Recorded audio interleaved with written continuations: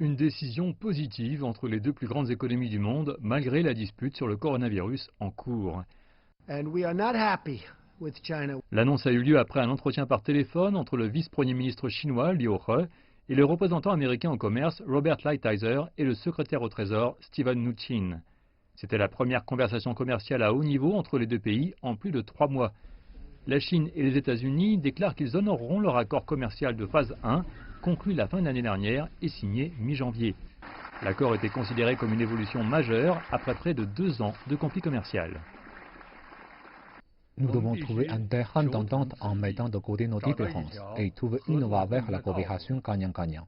L'accord de 85 pages couvre des questions comme les services financiers, les droits de propriété internationaux et les transferts de technologie. La Chine s'est engagée à acheter 200 milliards de dollars de produits et services américains couvrant l'agriculture, la manufacture et l'énergie sur une période de 2 ans. Certains droits de douane sur des produits chinois comme les téléphones portables, les jouets et les ordinateurs portables ont été réduits, tandis que d'autres sont maintenus. Une autre nouvelle, selon l'agence de presse Reuters, les États-Unis vont bientôt signer un nouveau règlement sur le géant technologique chinois Huawei. Une fois qu'il sera appliqué, les entreprises américaines seront autorisées à travailler avec Huawei pour établir les standards de la prochaine génération de réseaux 5G.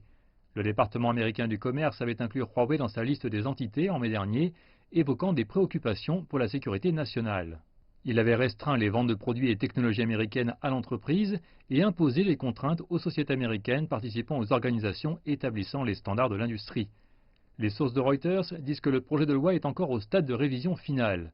Nul ne sait combien de temps durera le processus, mais c'est un autre signe positif sur l'évolution des relations commerciales entre les deux pays.